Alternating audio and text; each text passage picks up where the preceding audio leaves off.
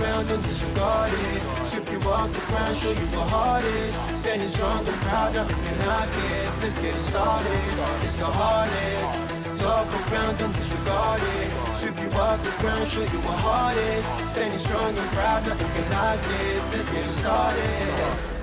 Yeah, get your boots ready. We're about to go on a trip where we wrestle, nobody settling or calling it quits. You're here for the grit, betcha this stuff is amazing. You're stumbling, welcome to the bump in the apron. Step into it, the hardest part of the ring. Here to bring fun, yeah, in this art he is king. It's the best thing, making sure you don't tap out. Don't go soft with the hardest podcast out. And it's not just another one, it's clear.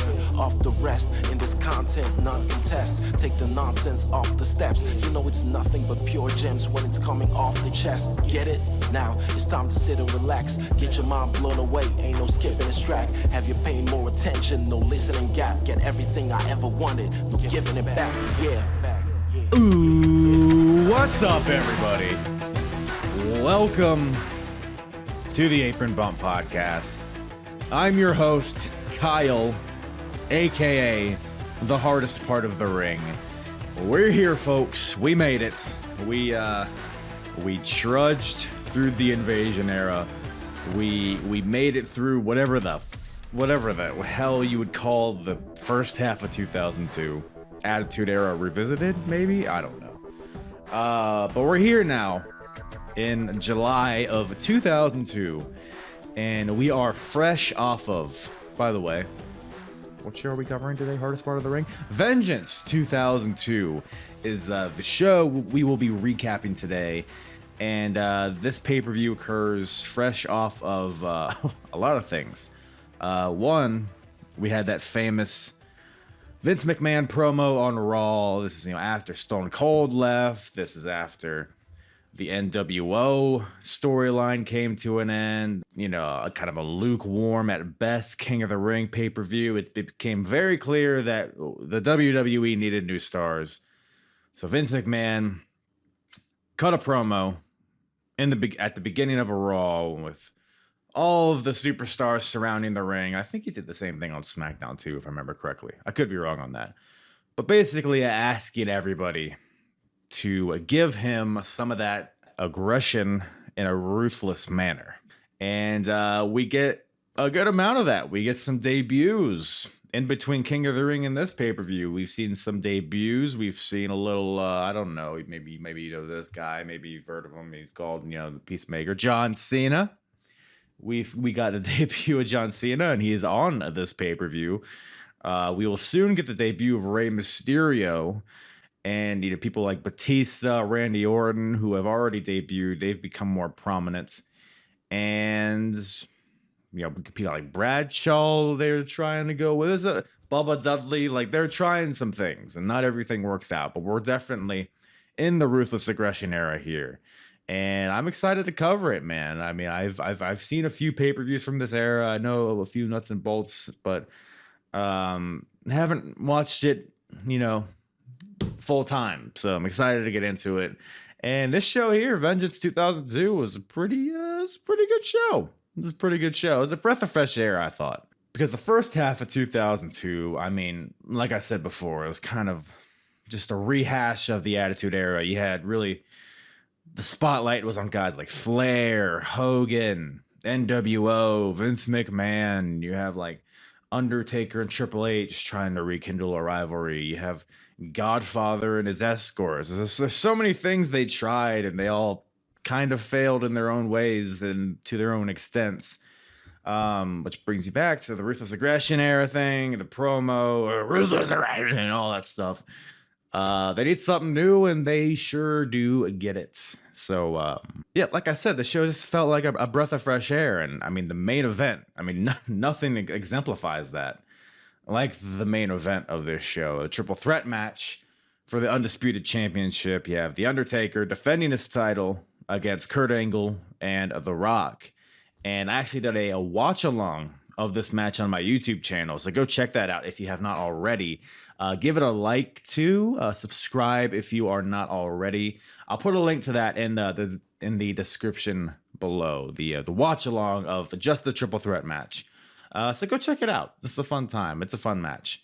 One of the best matches of all time, honestly. I would even go as far to say that. It was tremendous. Go watch it.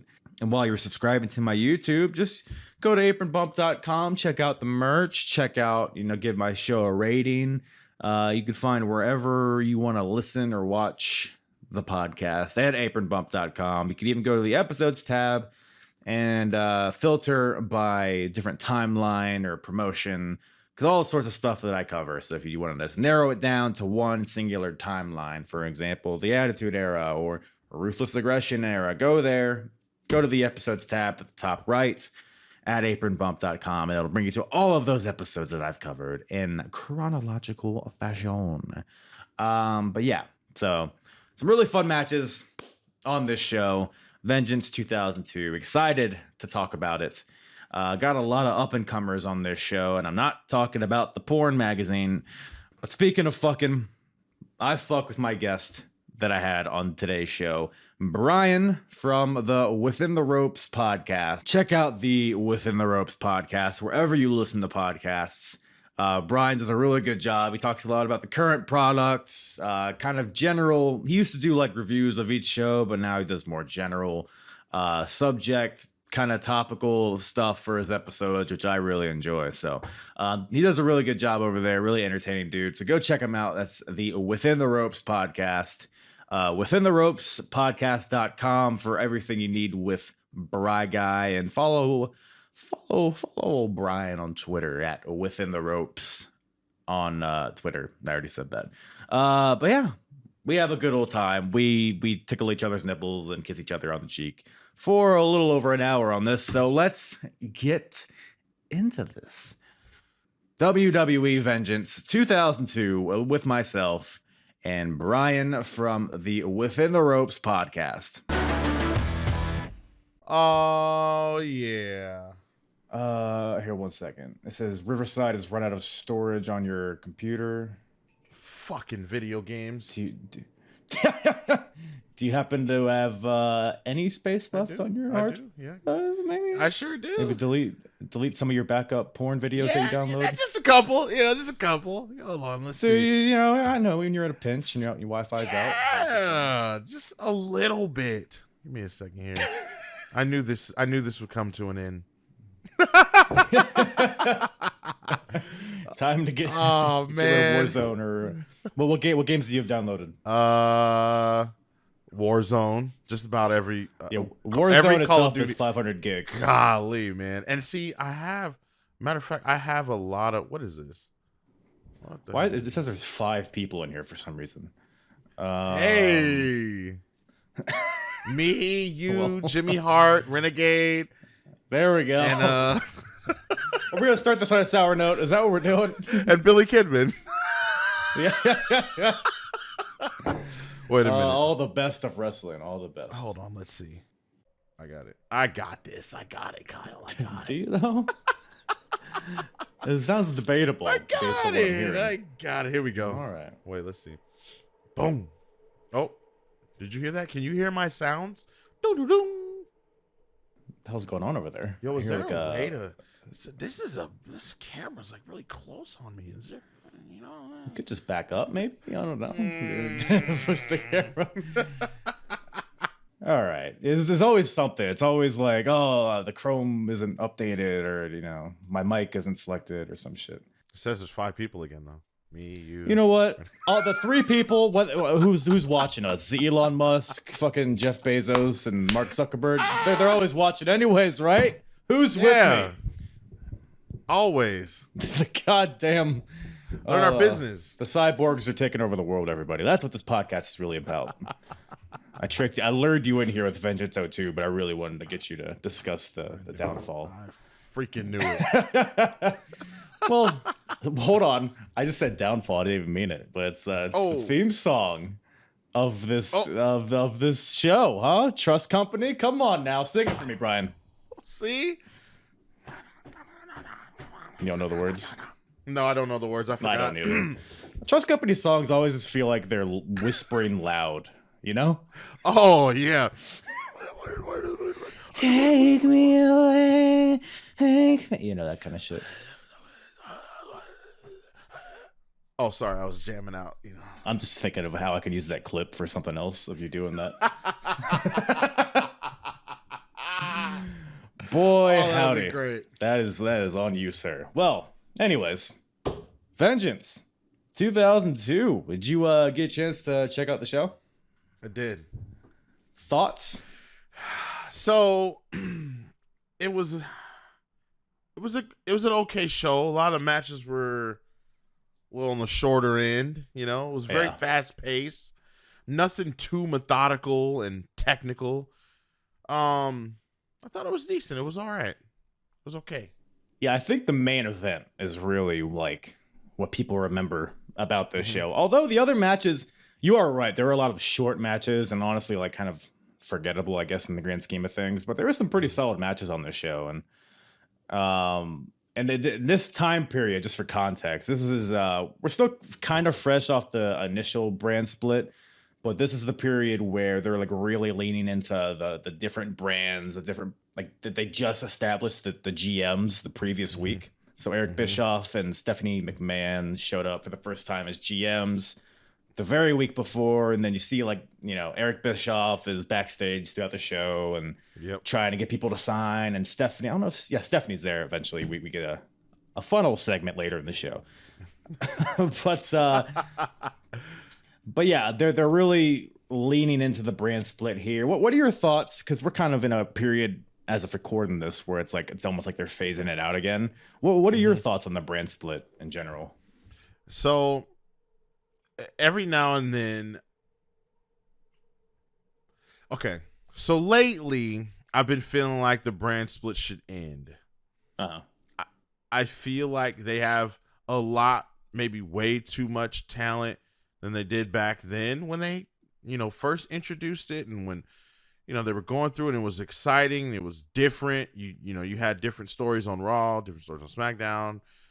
I feel like nowadays a lot of people don't want the brand split to end because they feel like, oh, we're just going to see the same 5 guys. It's just going to be a repeat of what happens on Monday Night Raw every week. But I feel like that's a chance for creative to start getting creative again. Start doing some things that, we haven't seen either ever or in a long time. Back then, especially in 2002, there was a lot of different things, mix-ups, different tag teams. The brand split really showed back then because you got to see tag teams split up. You got to see a mixture of alliances and rivalries and matchups that you didn't think you'd be able to see. And I think that's important. And I think it would do them very good to go back to that style of booking or creative or whatever. Yeah. In the brand split, though. I say in the brand split and start all over again. You can keep some championships, a couple championships here and there. Right. Not too much, though. Not too much, Kyle. No. Yeah, I agree with you in a sense. At the heart of it, the brand split, no brand split, I feel like that's not the source of the issue. I think you could have a successful brand split. You can have a successful just one roster. So ultimately, it's not really it's the do or die thing about it. I do enjoy the brand split. Just because I think that they showed for so many years that they could have 2 unique shows, just double the storylines, double the talent that you see. And I just think that you have all these hours throughout the week. I think the more that they can differentiate one show from another, the better, in my opinion. But at the same time, kind of to your point, I think because they've been doing the brand split for a while, like a shock to the system and like a change of pace, maybe by bringing everybody to under one umbrella could be a good thing as well. Like just to do something different, championships, unifying, hopping from brand to brand, stuff like that. So, well, at least until they can get some stars, right? Some would argue and say that WWE doesn't have any stars anymore. You have guys that are popular, right? Potential stars. Right. But there's not on each brand, I don't think there's 5 legit stars who is going to take this company and go. Yeah.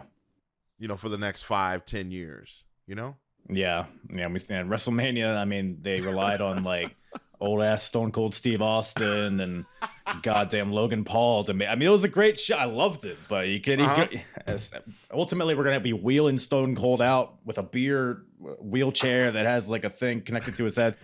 We can't do that forever. So yeah, to your point, they need to create new stars, and that's what they were trying to do here. Bry Guy here back in July or whatever fucking month this is in, of 2002. Mm-hmm. And were you watching during this time period, by the way? I was. Yeah, I mean, it was because I wasn't watching live, but I've gone back and watched a few things from this time period, and it's fun stuff. It's fun stuff, and we get a little taste of that with the opening match here. We got a tag team tables match, elimination style. So we got Bubba and Spike Dudley versus Chris Benoit and Eddie Guerrero. Man, kind of a random match here, other than the fact that Bubba cost Eddie his match at the last pay-per-view against Ric Flair. There's not a ton of storyline here, but whatever. As he throws some tables, throw these guys out there for a little opener. Kicking it off, with a shot of the crowd with somebody with an Eddie Guerrero mows my lawn sign. Yikes. Good job. Good job, 2002. Never change. Mexicools are on the way. So yeah, this is the first pay-per-view match for old Chris Benoit in over a year. He's fresh off his neck surgery. I thought it was a pretty fun match. I mean, there were some interesting psychology decisions made here. First of all, I just gotta ask you, why are there tags in a tables match? Oh man, that's literally the one thing that I said when this match began. I'm like, okay, I get it's elimination style, but why are they tagging each other in? Like, I've seen tons of tables matches that were elimination style, I guess, where you had to eliminate both members of the team. Mm-hmm. But you didn't have to tag them in. It was like tornado style. I don't know if they were trying to be different. Here we go. This is we're seeing the future here. We're seeing the present day and the past. These unorthodox random rules in WWE matches where you're on a normal Monday on the regular nowadays, you're left scratching your head like, why did they do that? And in this sense, the opening match, it's like, why are they doing this? Like, why are we tagging in a tables match? Things never change. Some things never change. Because you would think is it no DQ, or is it you can only use tables? No, that's the real question. But if they made that clear, I'd be like, okay, I get it. But we just got to be consistent. You know what I'm saying? Yes. But yeah, so that doesn't last too long. Eventually it breaks down. There is some good psychology, though, in this match, with the Dudleys obviously being the experts here. So you got like Benoit and Eddie, they try a superplex on Bubba through a table, but Spike just moves the table out of the way instead of, saving his brother, because fuck you, Bubba, I guess. And at some point, Spike is about to get whipped into a table that's in the corner, but Bubba just spears the shit out of him with a pounce. But to save him so he doesn't go through the table so they don't lose the match, But then the plunder starts getting brought out. And so Bubba goes for a senton through a table, misses, goes crashing through it. Eddie tries to hit a suplex from the apron through a table on the outside onto Spike. But Spike counters into a Dudley dog from the ring to the outside, kind of through the table. I think Spike went through the table more than Eddie did, but I guess it counts. But yeah, and then Benoit is none too pleased with this, so he just takes Spike in the ring, military press over his head, and just chucks him like a bag of shit to the outside through a table. And then Bubba hits the Bubba bomb on Benoit through the table, so the Dudleys get the win. It felt like it was like a span of like 30 seconds where everybody got eliminated in this match, but it was a fun opener. Fun opener, I thought. I liked this match. It's the second longest match on the card, and is it really? It is. That's hilarious.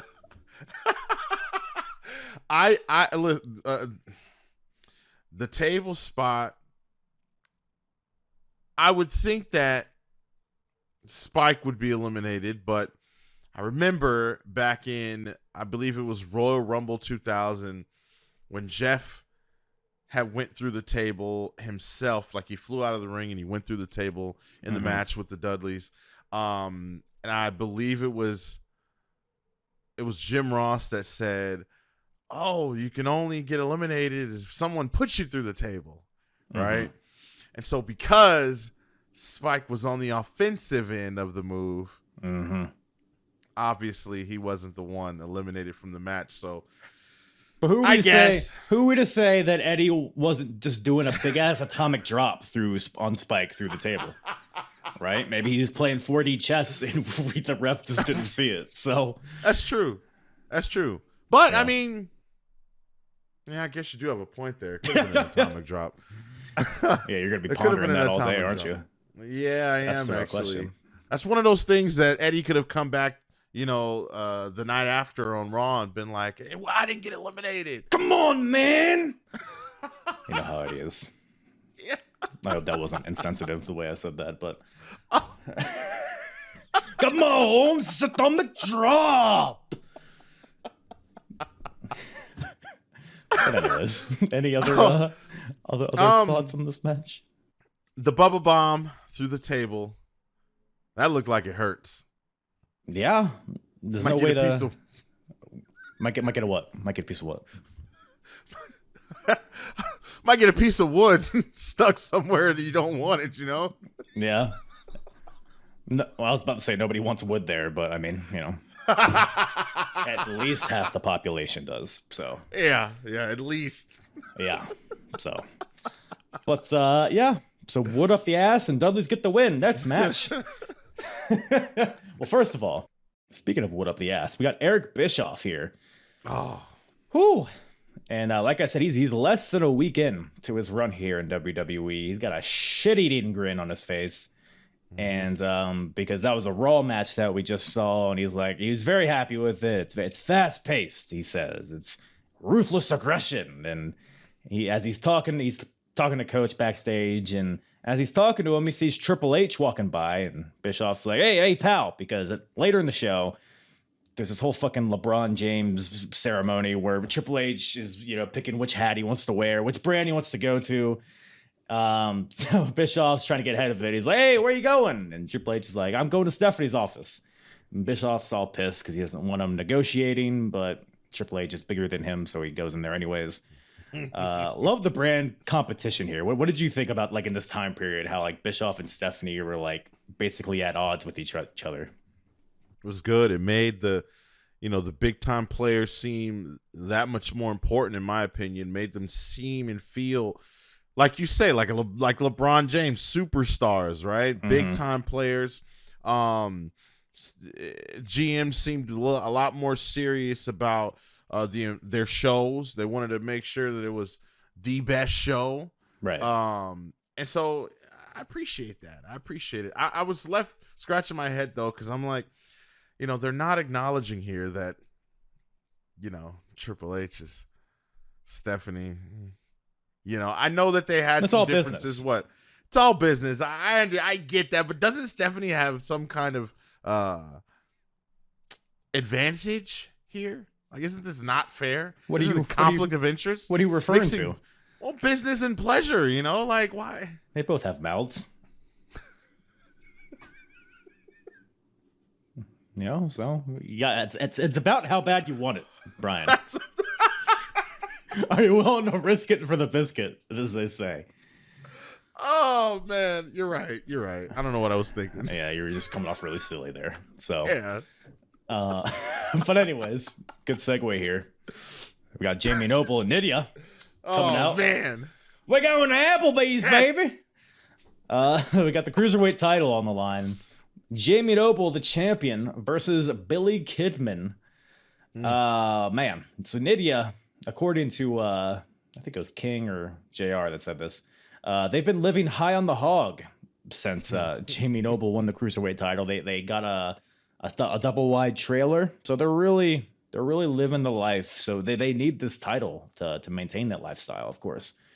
Fun match. I always enjoyed the cruiserweight division, especially these two guys. I'm a big Jamie Noble fan myself, specifically. At some point, do you got a problem? No, not at all. Do you not like Jamie Noble? I love Jamie Noble. I think it's the correct answer. I love Jamie Noble. I thought we were about to have a Nidia. renegade moment. Okay. All right. You had me sweating there. But yeah, some good psychology in this match. They're on the outside fighting. Jamie Noble just grabs Nidia and chucks her at Billy Kidman. And Noble capitalizes with a arm breaker of sorts, and then kind of attacks the arm in the ring for a little bit. But eventually, so Noble's going for a top rope something. Billy Kidman counters with a sky high from the second rope, and then goes for the shooting star press, but misses. Then ultimately, Jamie Noble wins with the Tiger Bomb. Really good match. They had a better match, I think, at Survivor Series, from what I remember. But this was a really good match. I always enjoyed the cruiserweight. It added a little bit of diversity to the card. So, yeah, fun stuff. What'd you think about it? The battle of the producers. Oh, yeah, that's a good point. That's a good point. Is Jamie Billy Kidman still there? I don't know. I think so. I know Noble know. is. We That's a good see question. him damn near every week. Right. Pulling Noble's somebody on- off of somebody. He's a regular, you know? Yeah. I feel like this match was good. I was a big fan of Jamie Noble and Nidia. I don't know, it just fit, right? I feel like they just matched. They were a match made for each other. And Billy Kidman was Billy Kidman. He wasn't quite the same Billy Kidman from WCW, but it was good. The match was good, very cruiserweight-like, and I was excited that Jamie Noble was able to retain the Cruiserweight Championship. The one thing that I wish would happen this day in WWE is more female managers. Now, I know, I understand that women in wrestling have surpassed, Just being valets. Yeah. Yeah. But I love the pairing. I think it's so important playing that role. I love Nidia, the distractions, the facial expressions, just everything, man. That's why I love Jamie Noble. Yeah, the whole package was solid. I loved it. Like you said, it just fit. Yeah, I agree. It's more managers in general, I think. In general. I mean, we've seen it with, Zelina Vega and Andrade. I feel like that was Andrade at his best, and that was a lot attributed to Zelina Vega. And you could say the same thing about Malcolm Bivens and Diamond Mine, which, geez, R.I.P. for the love of God. Yeah. So yeah, and they did that a lot kind of in this period, and I agree. They should bring that back. But that cuts from that match to the Bald Eagle, Kurt Angle.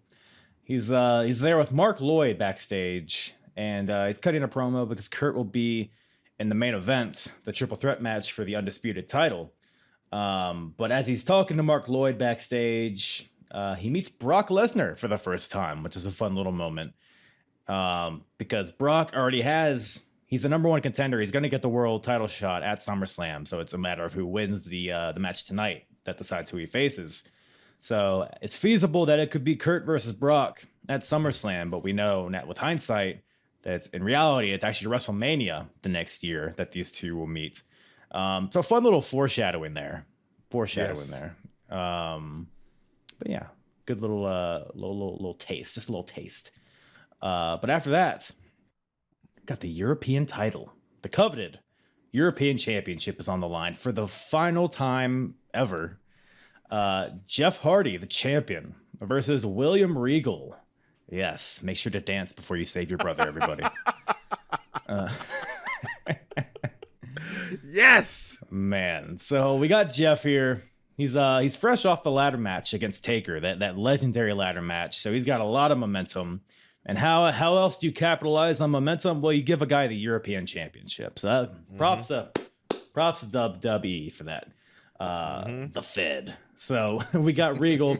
So the European title for 2 years has been Regal's title. If he has it, he's the champion. If he doesn't have it, he's like desperately trying to get it. That's really the only purpose it serves.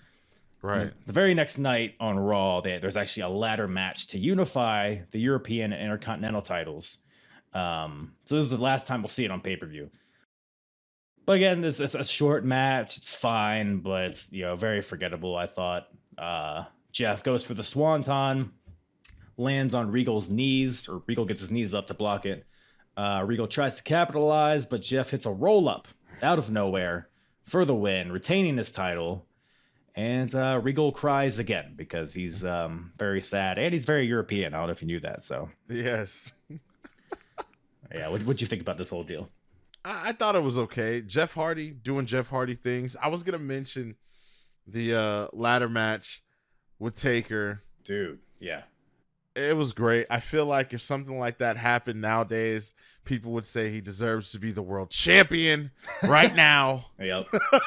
Absolutely. But it was good. Like you said, kind of forgettable. It was the standard Jeff Hardy pay-per-view. Whether he was hardcore champion or European champion or Intercontinental champion, he seemed to be used in the same way, in the same exact fashion on pay-per-view. So it was decent. Yeah.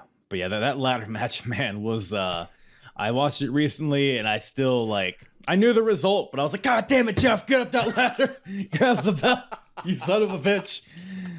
It holds up for anybody listening or you. So good. Go back and watch that shit because it's so good, legendary. And Jim Ross, iconic. Make yourself famous. I don't know why that was my choice for Jim Ross's voice. I don't know what that was. I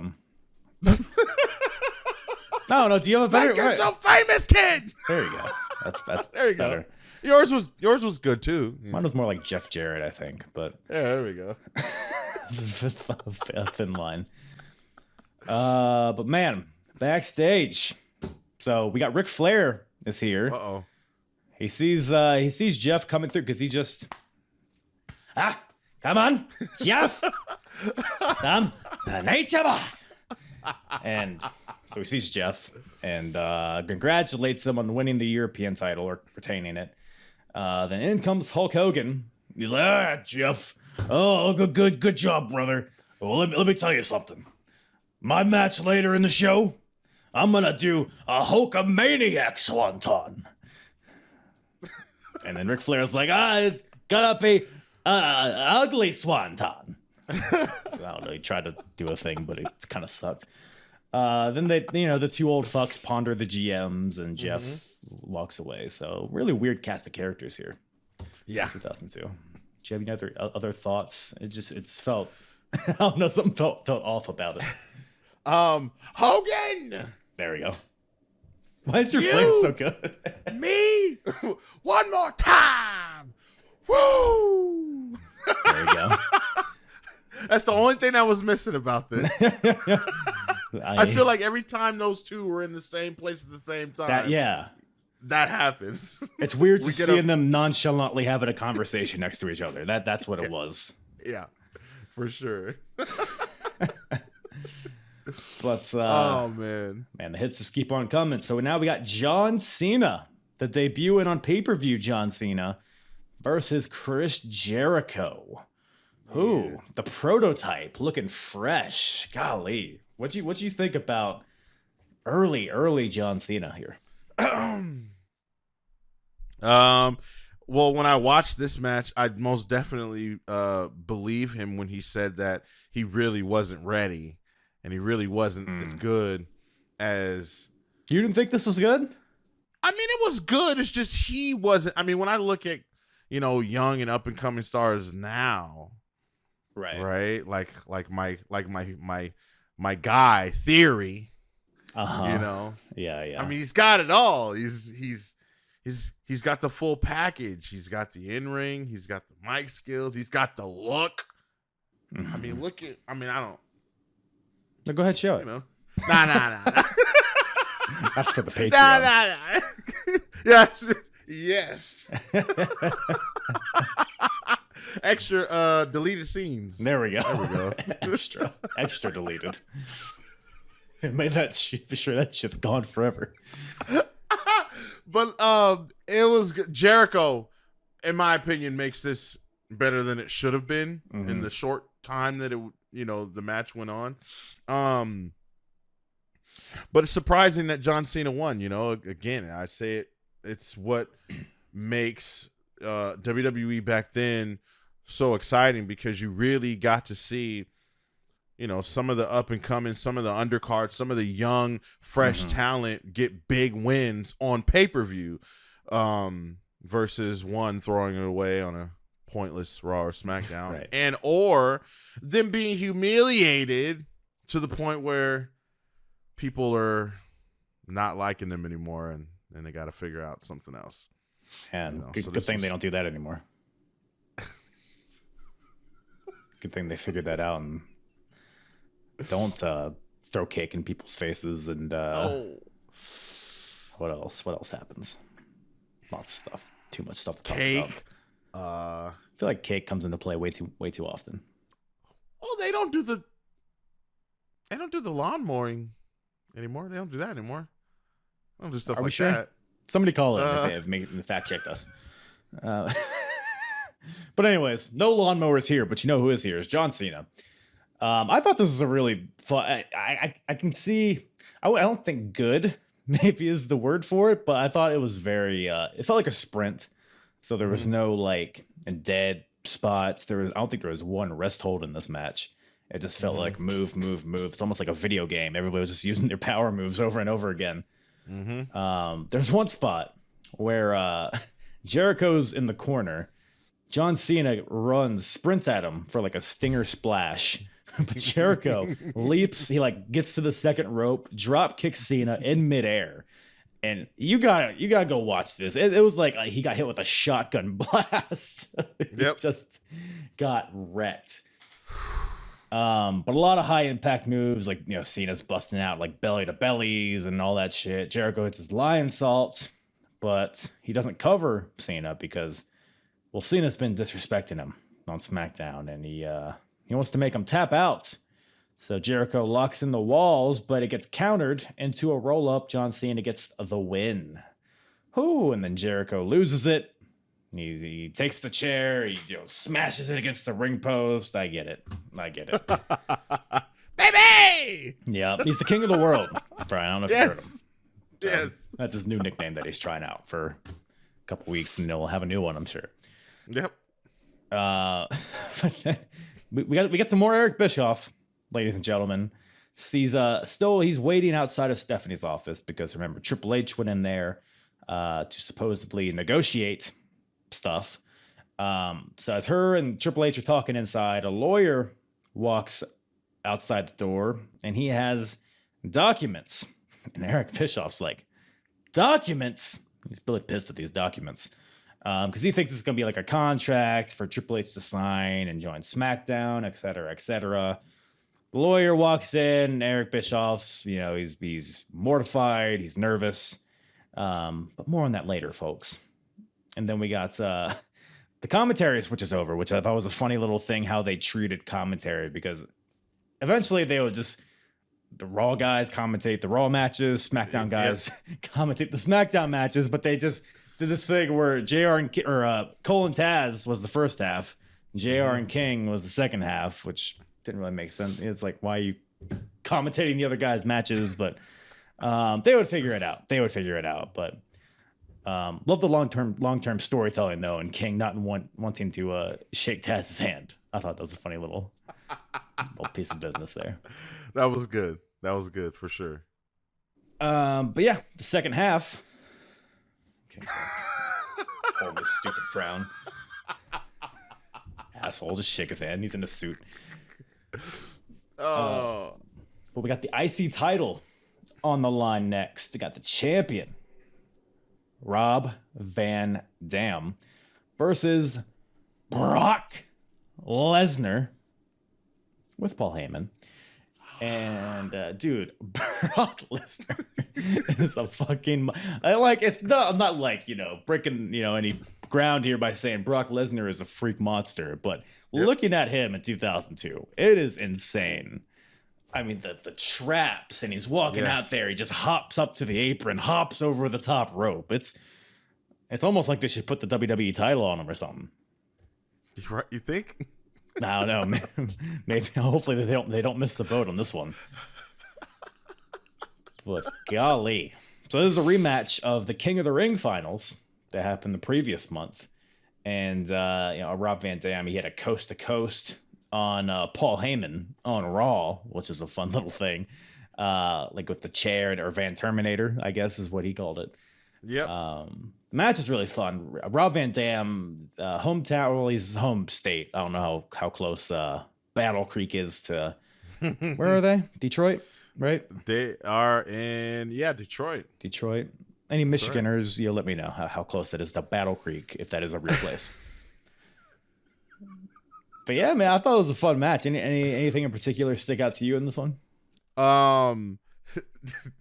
Brock Lesnar tried his hardest to sell his ass off in the earlier years in his career, and some of them looked good, some of them looked really bad. A lot of the times they were funny because he just looked like a big dude just falling over everything everywhere. I think at one point Van Dam had hit him with like a spin kick, and he just tumbled. He went.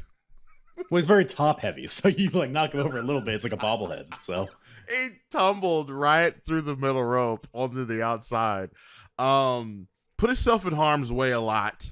But you appreciate that someone who at least tries to sell. Sometimes you oversell, but in Brock's case, he looked just like you said, he was very top heavy. You kick him and hit him once, he's tumbling over, falling over, crashing down. It was good. This match ended in a disqualification. Is that right? Yeah, I mean, so you don't want to. I guess Brock isn't. We don't want to give Brock the Intercontinental title because he's on the bigger and better things right after this. Then the question you might want to ask yourself is why book this match in the first place? Which, maybe that's thinking too much into it. Oh, who knows? What do I know? I don't know anything about anything. But, but yeah, Rob. I thought it was what I liked about this. You got Brock Lesnar, obviously the strong ass dude, and you got Rob Van Dam, who can always bump his ass off for anybody. So just watching Brock Lesnar just obliterate Rob Van Dam. Like at one point, Brock's on the outside. I think it's after that kick you're talking about, where Brock got knocked to the outside. Rob Van Dam goes for a moonsault onto Brock. But Brock catches him, power slam on the floor, and it just made the most flap, splat noise on the floor. And then in the ring, Brock's just throwing RVD all over the place. It's not quite Suplex City; it's more like Gutbuster City. But there's some suplexes in there. You got some bear hugs, maybe an abdominal stretch in there or two. But Rob Van Dam fights back eventually, hits his top rope roundhouse kick, goes for the 5-star, but Brock catches him, goes for the F5, but Rob Van Dam counters into the DDT, which I think is the first time we've seen that counter thus far, to the F5. And then Rob's able to hit the 5-star, but Heyman pulls the ref out before he can count the 3. Disqualification, and holy shit, Lil Nate just beats the ever-loving hell out of Paul Heyman here. Did you see those? He was throwing some potatoes. Man. It was so needlessly aggressive here by Charles Robinson, but whatever, I'm not going to judge. And Rob Van Dam, he hits a senton on the Lesnar on the outside. Is all after the match shenanigans. He goes for the coast to coast again, or the Van Terminator, but Heyman grabs Rob's foot. And Brock Lesnar hits like a muscle buster and then an F5 onto a steel chair. So Brock comes out strong, brother, but doesn't win the title. So the booking's weird, but it is what it is, I guess. This could have been a non-title match. It could have been, not a match, or maybe put these guys in different matches, or I don't know. Yeah, you're right. It could have been non-title, but then why would it be non-title? I don't know. Could have been for the European title. Put Brock Lesnar versus Jeff Hardy. Have him win the European title. I think that would have been a better way to go. Yeah. You can't see Brock Lesnar as European champion. Is there a problem with that? No, I think it works actually. I said that as a joke, but I kind of like it. Like it. It's not bad. Let's bring the title back, everybody. Vince, if you're listening, bring back the European title. Yes. Well, wait a minute. We have the European title already. R-Truth said we got the European, the 24 to 7-Eleven. The I forgot about that. I must have missed that part of Raw. Is that who's Nikki Ash, the European champion now, right? Yes. Yeah. I'm sorry. Wait, ASH. is she? I think I saw a picture on Twitter. I think she won, but did she lose it again? No. You know what? By the time this comes out, I guarantee you she'll lose it. So it's everything. You know what? I think Dana won it back. I believe you. There's Dana nothing impossible. You could have said you won it, and I would have believed you. So I'll be winning it next week. Okay. Well, spoilers. Come on. Oh, my bad. I don't know. I covered my own microphone to stop you from talking. Right. I don't know how this thing works. Oh man. Great. Yeah, we got a. Okay, so this match here, it's not a hardcore match. It's not a street fight. It's not no holds barred. No. It is a no disqualification, no count out match. Mm-hmm. So we got Booker T versus The Big Show. I like it. You're my. I'm your moving graphics. There we go. Just put you in the background. Right. Oh man. So this is some NWO afterbirth is how I would describe this. So we got, and we'll talk about. I guess we can talk about it now. The NWO. Mm-hmm. This time, what are your thoughts, memories of the attempt of the rebirth of the New World Order here in WWE? I was a little sad it didn't work out. I was too. I thought it was going good. It wasn't. It was going very bad. It was going fine until Hogan. They remembered that Hogan was over, then he left, and then they replaced him with fucking X-Pac. So Yep. And then Kevin Nash gets injured. Scott Hall is fired. The Big Show's there. It's like, I don't know, Booker T was there for a second. Shawn Michaels was there for a second. It got really, really stupid there at the end. Yikes. And man, so on Raw, it was like a week or two before this. Mm-hmm.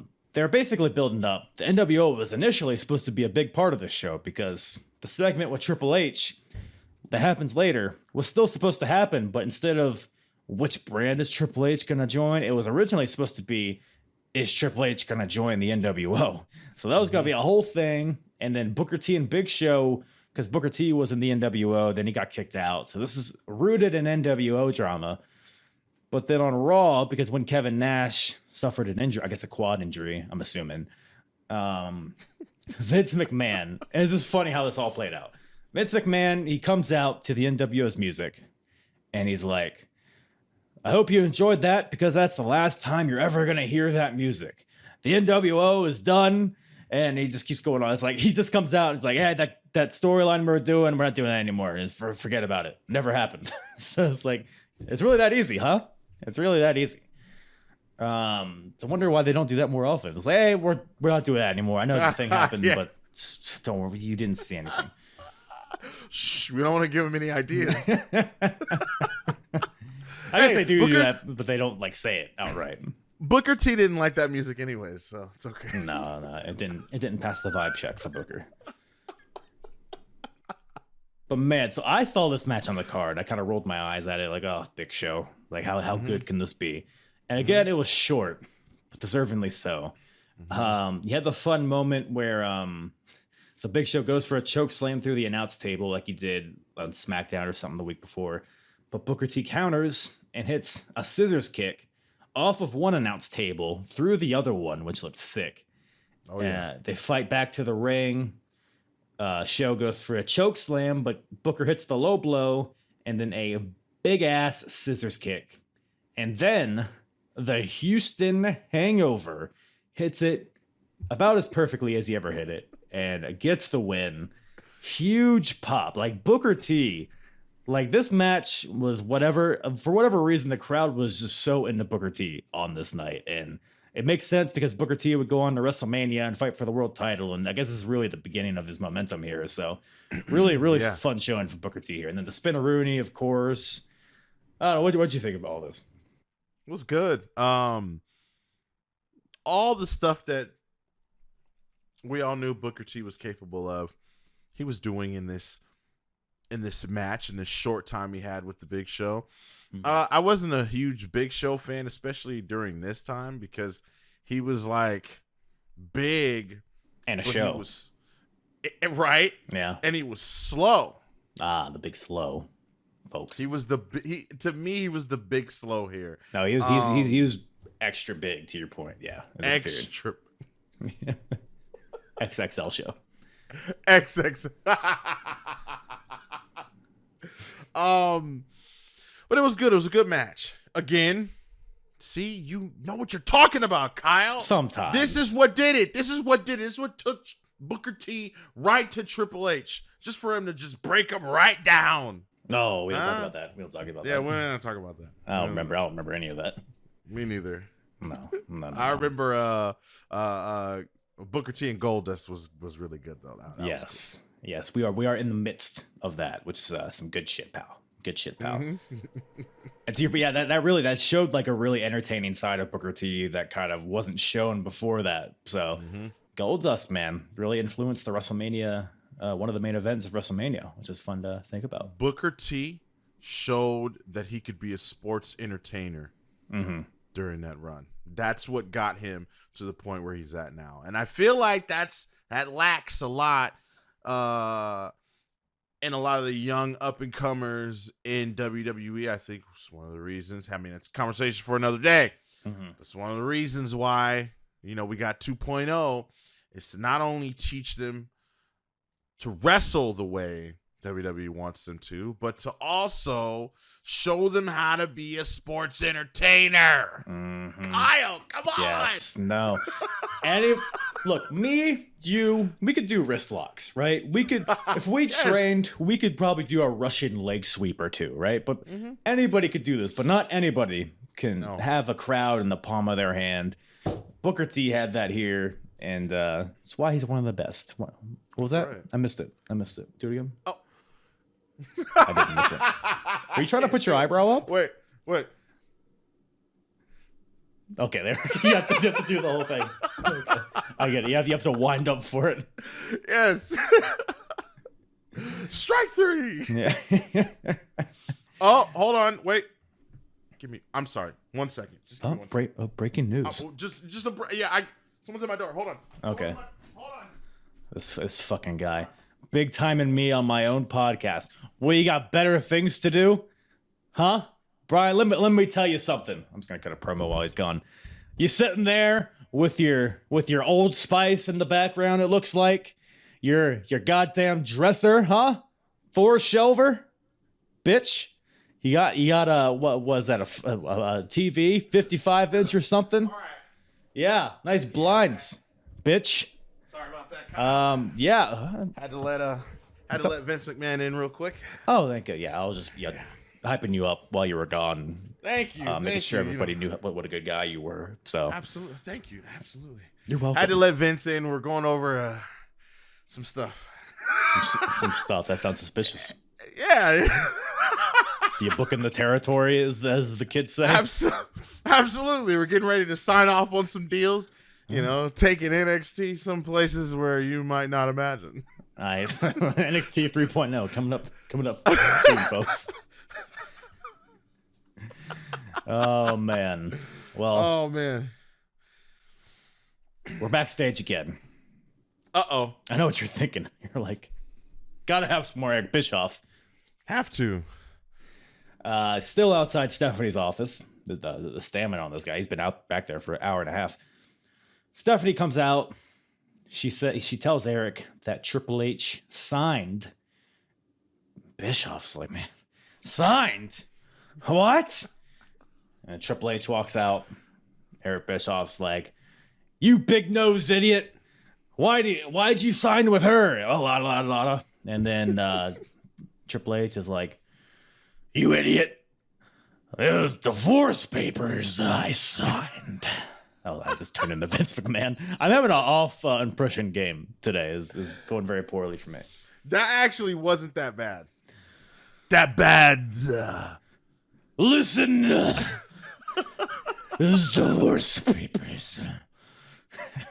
I feel like, maybe two Vince and Triple H just have the same voice. Maybe that's the problem. Yeah. It's perfect. From there, we take a little trip to the world, the former WWF New York. Torrie and Dawn Marie are here. They are, so Torrie is fresh off of winning the Golden Thong Award. Yikes. Yeah, so Dawn is mad because she wanted to win the Golden Thong Award. She wants that golden thong. Yeah, so she says that she has the better ass, and Torrie's like, no, you don't. And that's what they're here for, so it might What seem a time. What a time. Might seem just like a silly segment, but that leads Dawn Marie to fuck Torrie's father to death. So Yikes. we're in for a weird period of time. Is what I'm saying. So I think stories on stories on stories. I'm paraphrasing. I think that's how it happened. Murdered. What was the dad's name? Fred, not Fred. I almost said Fred too. Frank. Oh, I could hear. Are you feeling frisky? We're not live, pal. I'm gonna look it up. Dad. Wait. Al. Al Wilson, of course. There we go. Is he still alive? Oh no, he's not. Oh, god damn it. Oh, rest in peace, Al Wilson. We'll see. This is great. I mean, we're It's a weird response to we're that. doing right by Al. We're doing right by Al. This show's really an Al Wilson tribute. That's right. Historic, because that's a historic moment. Like, you doing it again, Kyle. That shot Al straight to the top. Okay. Yeah. And one of the most important storylines. Honestly, I feel like that storyline is what birthed the storyline between Trish and Mickie James. Is it now? Creativity, sort of the same. No dads involved, but they are both women, of course. I guess you got a point there. Can I tell you something about that? So I didn't watch wrestling in 2002. The first time I got reintroduced to it, my cousin brought me over to watch the Royal Rumble from 2003. And the first thing I remember watching after over like a year and a half of not watching wrestling is a highlight package of Dawn Marie and Al Wilson in bed. Al, are you feeling frisky? And then they roll Al on a stretcher. And that's the first thing I saw. And then apparently I never turned back. So I guess it worked.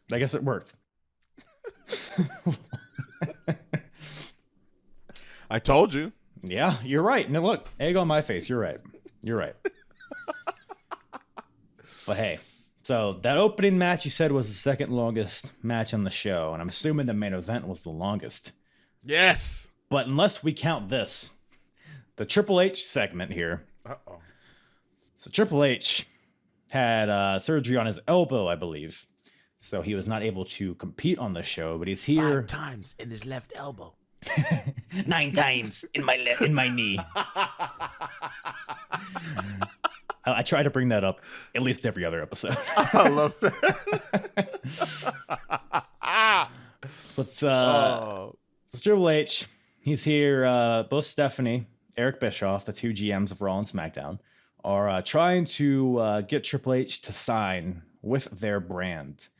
And because Triple H never really was drafted because he was champion when the draft occurred. So he was like in both brands. And they also kind of established that, hey, Vince McMahon came out. He's like, everyone's free to negotiate with each GM. So there was like a lot of flip-flopping back and forth. So the draft really didn't matter, I guess, in the ultimate. But so Triple H is here. Eric Bischoff and Stephanie both come out. And they basically give their spiel to try to convince Triple H to join their brand. Bischoff, his point is like, I've been networking in Hollywood for the past 2 years. So if you sign with me, I got you A-list movies, Blade, and all that stuff. the chaperone, all your dreams will come true, Triple H. Stephanie is like, hey, I know you better than anyone. I also had sex with you a bunch, so you should probably join my brand, actually. I don't know. Who do you think had the better argument here between Bischoff and Steph? Probably Stephanie. Yeah, that one's probably, yeah. Bischoff had the old standard WWE games, pitch where it's like, hey, we can get you movies. You sign with me, you get movies. You have options. You go this guy, you get the movies, Hollywood. You go this guy. The path is you can still get there. Still get the movies. It's just going to be a lot tougher than what it usually would be if you went with this guy. You get more respect going this way. See, you can't see my other hand. Here we go. There we go. This hand or this hand? You want the easy way or the hard way? Yes, I see. Was Blade Trinity after this or before this? I think it was after, right? I think it was after. Yeah. Had to have been after. I guess he was right. 2002. Yeah. Yeah. If it's not after, then oh well. No. Fuck you. Send all your hate mail to Within the Ropes at no. Oh yes. Whatever you're yes, please. Yes. At yahoo.com. Yes. Yahoo Messenger. Hit me with my sidekick. Hit him. Bing. So Triple H is like, it is a hard decision. On one hand, I could say, hey, Bischoff, screw you. Or Stephanie, screw you, but I know she likes it. That's what he says. Crowd loves it because sex. And this prompts, because Triple H is like, well, I'm going to go with the devil that I know, and I'm going to go to SmackDown with Stephanie. But this prompts, I know I'm cute. Hey. I know I'm sexy. Oh. My bad. I got lost, No, yeah, I didn't want to ruin your happy space. Yes. HBK's here. He's because he last we saw him, he was the leader of the NWO, but that is no longer a thing anymore. But he's still here, and he's still a part of this. So Sean comes out. He even acknowledges the NWO. He's like, this was initially supposed to be an NWO thing, but now it's not. Big DX chants from the crowd, by the way. It was Sean and Triple H in the ring for the first time, I think, since Sean returned. Sean's like, hey, I'm on Raw. You should come to Raw too because of the two F's, friendship and fun. And Sean's basically like, hey, Trips, let's cause havoc on Raw and make Eric Bischoff's life a living hell. And then Triple H is like, yeah, bet. So he's like, all right, sorry, Steph. So I guess Triple H is on Raw now, and that's where he's taking his talents. So Bischoff is like, hey, Steph, I win. You lose. And you know what else? I got testicles. What exactly did he say? I wrote it in my notes that he said, I got testicles, but I forgot the context. He was like, you know why I won? Because I got testicles and you don't. Something like that, right? Something like that. It's along that line. Along that line. And of course, Stephanie slaps Bischoff. Bischoff sells it like he just got shot in the face with a gun. And yeah, so Triple H is going to Raw.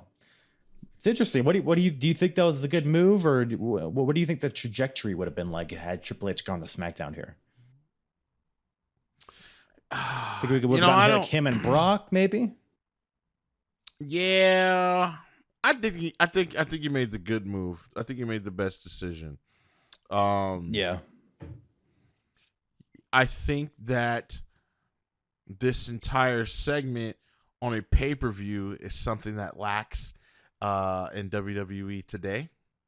I can appreciate a good segment negotiation during a pay-per-view. So right. I'm hoping that one day they could bring stuff like that back. Please? Please help. But I know what you mean, though, because it felt like Bischoff really cared. about getting Triple H to Raw, and Stephanie the same thing. And then Triple H had this presence about him. Shawn Michaels was kind of a surprise, and they had a whole thing. There was like a tension. It was kind of a silly segment, but there's also like, okay, but actually, where's Triple H going?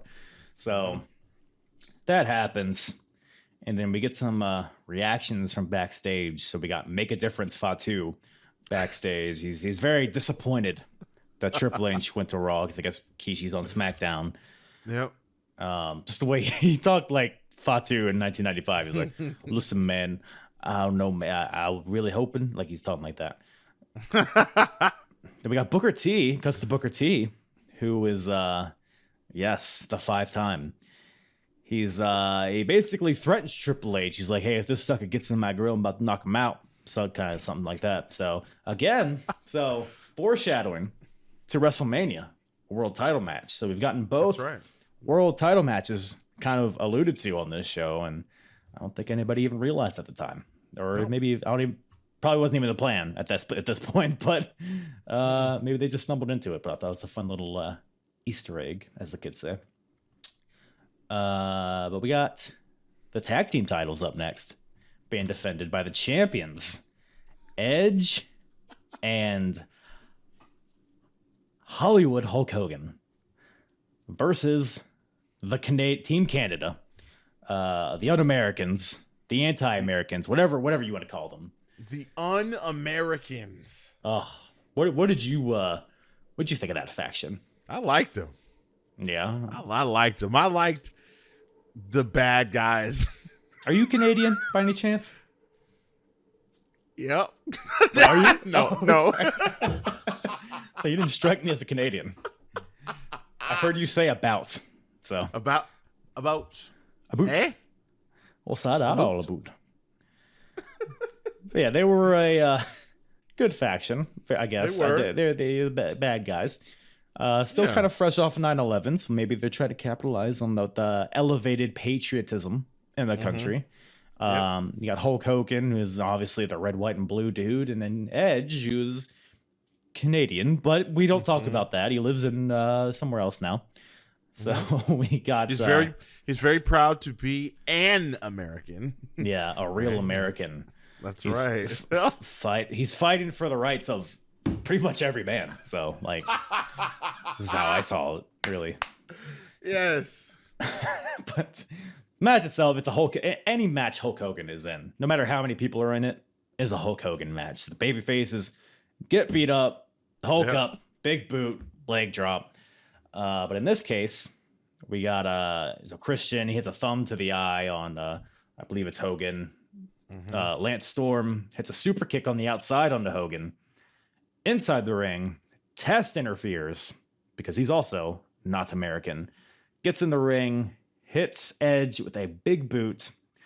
I keep wanting to call him James Storm. Lance Storm covers for a 2 count. So we need more Canadians, I guess. So Jericho gets in the ring with one of the tag belts, clocks Edge in the face with it. Lance Storm makes the cover, gets the win. The Un-Americans are the new tag team champions. Lance Storm. Fucks, man. He's like the leader of this team, which feels off, but I'm all about it. Non-Americans are better than Team Canada.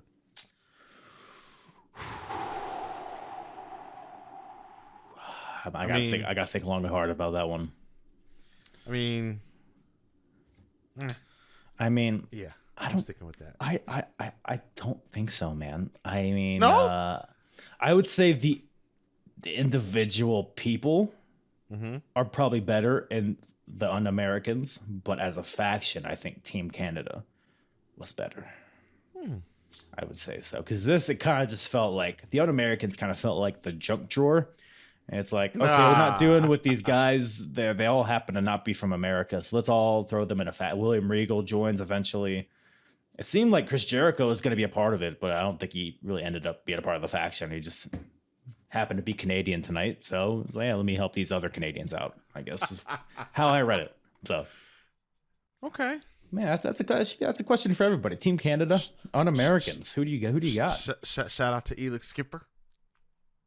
Skipper Elix? He's not. Was he Canadian? I don't know. I think you just thought of the first TNA guy you thought of and threw him out there, hoping he was Canadian.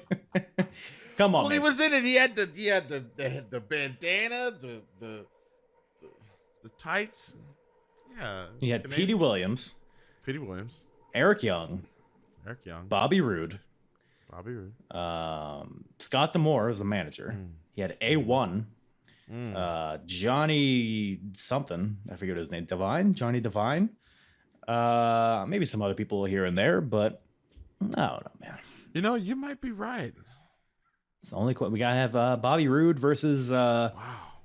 Who else is in WWE? Christian? I don't know. That's a match that's happened before. Test. There we go. You know what? I don't know if we could do that, but we could try to make that work, I guess, as best we can.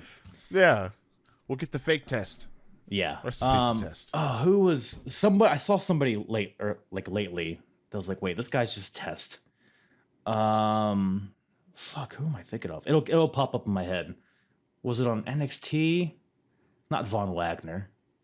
Oh, there was somebody. Oh my god, that I saw recently. I was like, this is just another fucking Test. It'll come to me. Maybe it was Von Wagner. Maybe it was Von Wagner. Von Wagner's the new Test. Everybody, you heard it here first. But Test. This is a Test. This is a Wagner. This is a Wagner. This is a Wagner. That was the song you decided to go with there. Oh, that was bad. That was This bad. is a Wagner. No, hey, anybody good with theme songs? Make that a song. Vaughn. Yes. Vaughn. This is a Wagner. Couldn't be any worse than what he's doing now. But No. main event time. Triple threat match. Undisputed titles on the line. Got the champion, The Undertaker. Don't hurt yourself. Versus Kurt. Yeah, what did I say? Versus Kurt Angle. Versus The Rock. Who? Doggy. This is a legit match of the year type of, I thought. Mm-hmm. And I think it was originally, I believe, supposed to be Triple H instead of Kurt Angle, but he got hurt. So they subbed in Kurt, but I think this is all for the best, in my opinion. Definitely. Yeah. What were your thoughts on this, man? This one was a banger and a half. It was. I wish main events, triple threat main events, were booked the way that this one was. Yeah. You know, I think everybody came out looking pretty good, pretty decent, as always. You know, I mean, Taker, Kurt Angle, Rock at this point. These are three superstars, Yeah. right? And I said earlier, it's, you know, you have potential, right? But you don't really have those. You can't name 5 on each brand that you can really have go in there and put together really good, solid matches on a regular basis, which is why they have Roman with both championships right now. And there's pretty much no one else. But I mean, there is potential, but you know. Yeah. Your Theory, Theory. Mansoor, Yes. Tozawa, Reggie. Yeah, there you go. Come on, the possibilities are endless. I mean, Reggie, The Rock, they're one and the same. That's what Braun Break. Oh wait, no, he didn't get called up. No, we don't do that. We don't talk about that here. Never mind. But yeah, fun stuff It was a good here. match. I thought their styles, it was a fun kind of like meshing. You had like the charisma and the energy of Rock. You had the brawling and the striking of Undertaker, the legit wrestling of Kurt Angle. I thought like when like Angle and Taker would like grapple for a second, like Rock's out of the picture, and then they would like go at it. It was like fun, like almost like an MMA style of match where like Kurt would lock on a triangle and Taker would try to fight out, but then Angle would transition into another like submission. Like that kind of stuff was fun. Seemed like Taker was like very motivated too. Like sometimes Taker can be out there, especially like in this time period, he's kind of like going through the motions, but he seemed like he had something, maybe not something to prove, but he was like excited about this match. Like all these guys seemed like they were like putting everything out there. Oh, and, yeah. Yeah, and it created a fun match. Yeah, like the fun, everybody's stealing each other's finisher in the beginning. I think literally everybody does everybody's finisher in this match, which is fun. It's another thing I miss. Oh man, the finisher steal spamming. Yeah.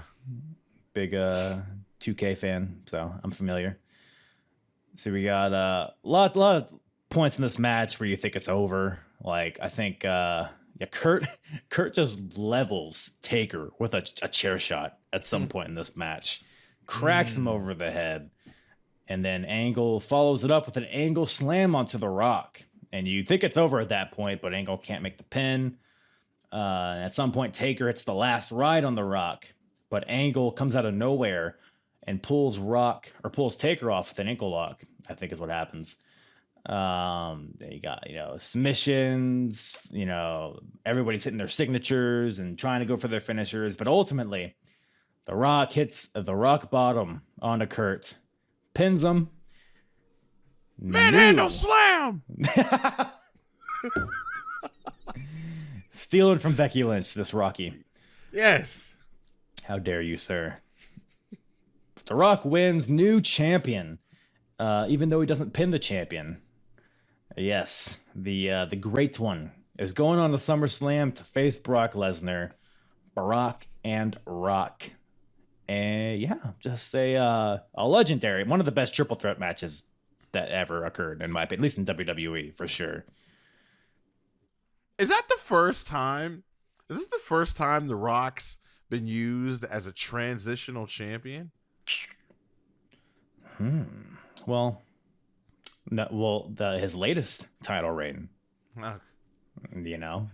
Okay. Beat CM Punk, lost the title a few months later. That's right. Punk is pretty peeved about it. We all remember. Yeah. Should have never happened. But yeah, this time period, that is pretty bizarre because I guess Rock's like slowly transitioning to Hollywood here, so maybe he's not as balls deep into wrestling as he once was. So maybe it's not the craziest thing, but yeah, it is. I mean, he's still red hot at this point, so. And he's the champion. He was doing his due. He was doing his due for sure. He knew what was about to come. He knew what was going to happen. Yeah. We're getting ready for the exit of the Great One and the Rattlesnake here. Okay, the exits. I mean, Rocks would come not too long after Austin. He would stay a little bit longer, but gearing up for the future, baby. Dude, it's crazy. Rock really doesn't do that much after this. I mean, he loses the title at SummerSlam, leaves for a while, comes back as a heel, has the WrestleMania match, gets squashed by Goldberg, and then he's gone. So, yeah, I didn't really think about that. He's pretty much at the tail end of his career here, which is nutty. Nuttier than a fruitcake. Which at the time you would think not, because he's Triple Threat was a great match. His match with Brock, come on. I mean, he was still The Rock, right? This wasn't Crown Jewel Rock, right? No. This wasn't, 55 years old. Right. I'm coming to steal your world title, taking away an opportunity from the young 25-year-old fresh talent, right? No, this is Rock in his 20s here? No, that was The Rock here. He just turned 50. So it's a little math. 50. 20 years ago, so he's 30. Wow. Ish. So. Wow. Young, fresh DJ here. As I wear the Terramana. I'm not sponsored by Terramana, I promise. It's only right, though. It's only right. But, yeah. So we got our vengeance, boys and girls. That brings the show to a close. Any other thoughts? Any other eyebrow raises for this show? I love the stage setup. Oh, I meant to bring that up. Thank you for bringing that up. That's one of my favorite things about, or used to be one of my favorite things about WWE. It's still one of my favorite things that keeps me coming back for WrestleMania every year is the setup, the stage designs and things. The season premieres, they used to have a new stage every time they would renew one of those good old those TV contracts.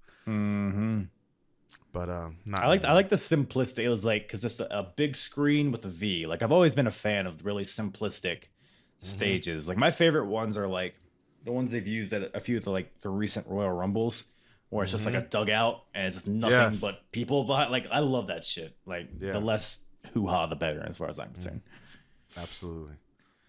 But ultimately, all the stage is one thing, but really is what matters is what happens within the ropes. But speaking of which, yes. It's out of here. All right. Sorry. Don't worry. Okay. Sorry, I was shaking the ropes there. Yeah, I know. Well, thank you, Brian, once again for making the time to join me on here, talk a little ruthless aggression. Of course. Where can everybody find you and listen to your lovely podcast? Everyone can find me at Brian Tronic. That is my personal page. You can follow my show at Within the Ropes on Twitter and Instagram. Do it! Within the Ropes. Within the Ropes Podcast.com is where you can find all those little links of all the recent episodes. I just came back, Kyle. I just returned. Okay. I was wondering where you were at. I took a little week off this past week. You know, I had baby showers. I haven't got a baby on the way. Oh, God. Excuses, I got a mountain of diapers next to me. Yeah. Don't act like those aren't yours. Bunch of baby clothes back there, you know. Well, that's what that is. Yeah. I was cutting a promo on your room when you were gone for a second. Oh. Don't listen to the episode. It's blurry right now, so I couldn't make out exactly, but I ascertained through the shapes. That's what I'm talking about. Thank you for having me, man. I appreciate it. I'm back. Man. I'm bumping on the hardest part of the ring. Yes! Bye-bye!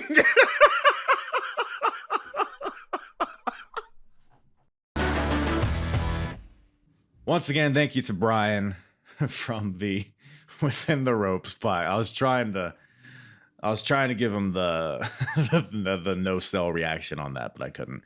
Go check out Brian's podcast, the Within the Ropes podcast, wherever you listen to. I feel like I'm saying podcast over and over again. God damn, shut up, Kyle. But check that out. Everything is in the description below. Check. He's a sweet boy. Go give him a listen. Go put your ears in his mouth. So yeah, could do that. Check out my podcast as well. I mean, other than, you're consuming it right now, but go check out all my other episodes. I do lots of stuff. Apronbump.com for all my full episodes.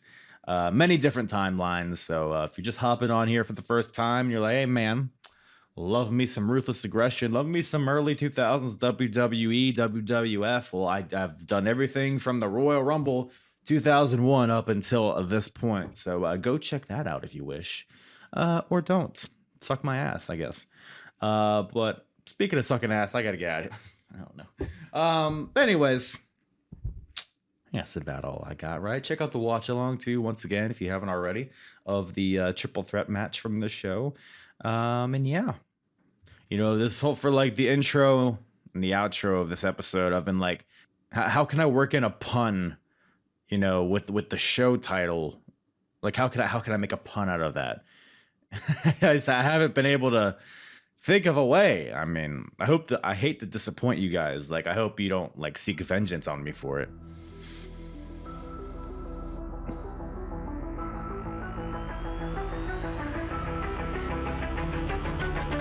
I'm hard. Yeah. It's the hardest. Talk around, don't disregard it. Strip you off the ground, show you what hard is. Standing strong and proud, nothing I guess. Let's get it started. It's the hardest. Talk around, don't disregard it. Strip you off the ground, show you what hard is.